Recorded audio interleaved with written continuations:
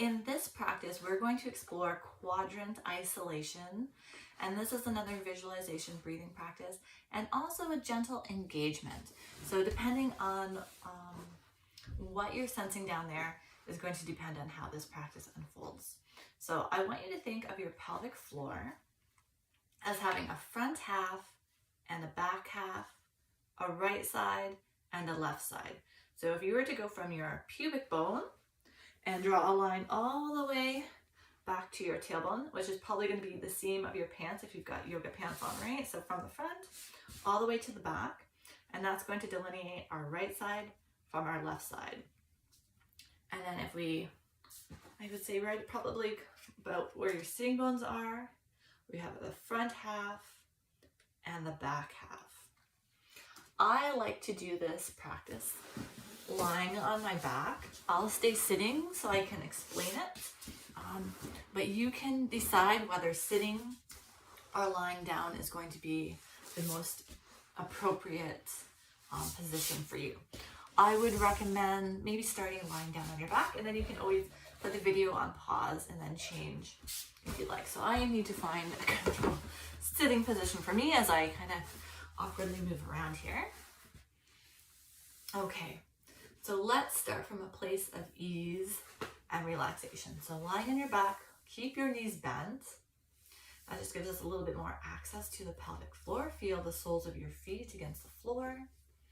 Notice the weight of your hips, the weight of your rib cage and your head.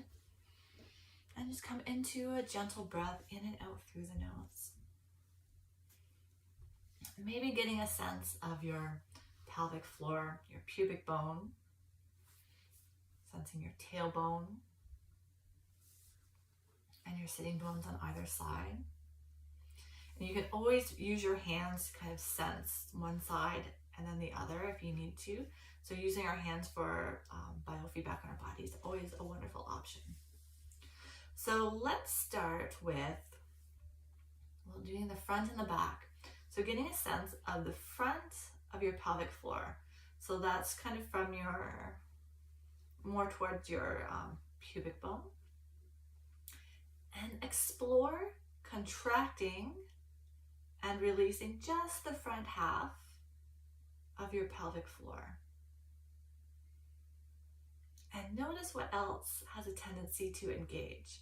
So this area is a little bit more towards our urinary sphincter, maybe a little bit in front of our vaginal sphincter.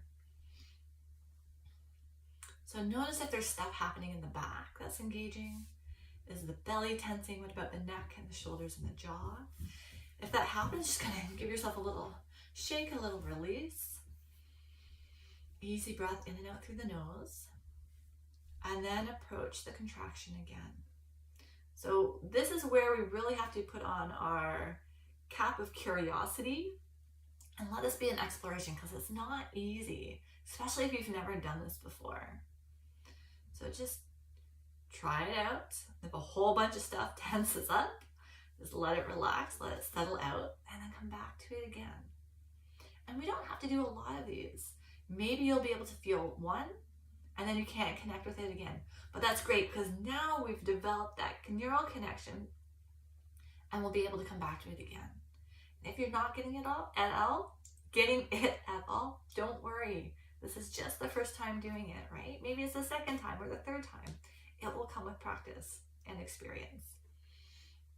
So after you've tried the front half a few times, just pause, take a couple breaths, settle out.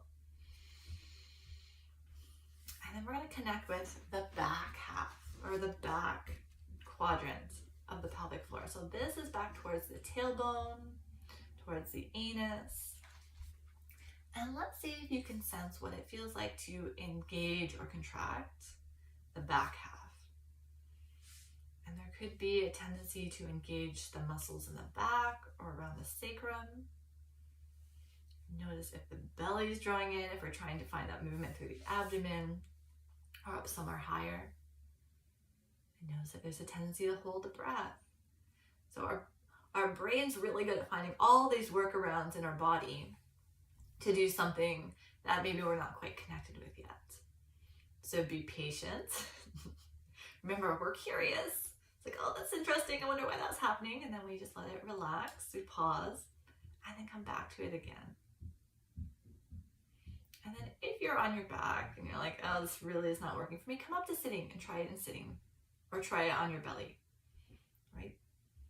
So everything that I'm offering is an invitation, but if we know that a certain position works better for us, take that position. Easy breath in and out through the nose. And just try a couple more. See if you can connect with it. And then let it all relax. Let it all relax.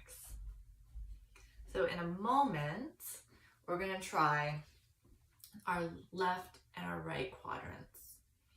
So this is where we're going to kind of split it down the middle from the pubic bone to the tailbone. So let's start on the right side. And you can always use your hands to kind of get a sense of the right side of your pelvic floor. And explore engaging or contracting just the right side. And this is going to probably be felt more internally, kind of like you're doing a right-sided Kegel maybe for the ladies. Gentlemen, I can't speak to your experience, but you'll see whatever it is that you notice. Easy breath, relax neck and shoulders, relax jaw. So these practices are helping to create responsiveness of the pelvic floor.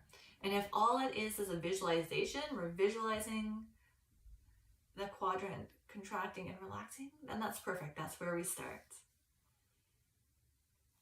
And after you've tried a few, 3, 4, 5, 10, whatever kind of works for you right now, then we'll switch over and try the left side. So we've got to connect with our brain and our body. Okay, what's the left side? How do I connect with that? So just take your time. There's no rush.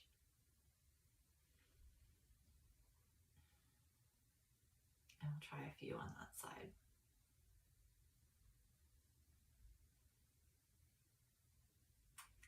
Okay, so to recap our quadrant isolation, we'll explore contracting the front, contracting the back, the right side, and the left side.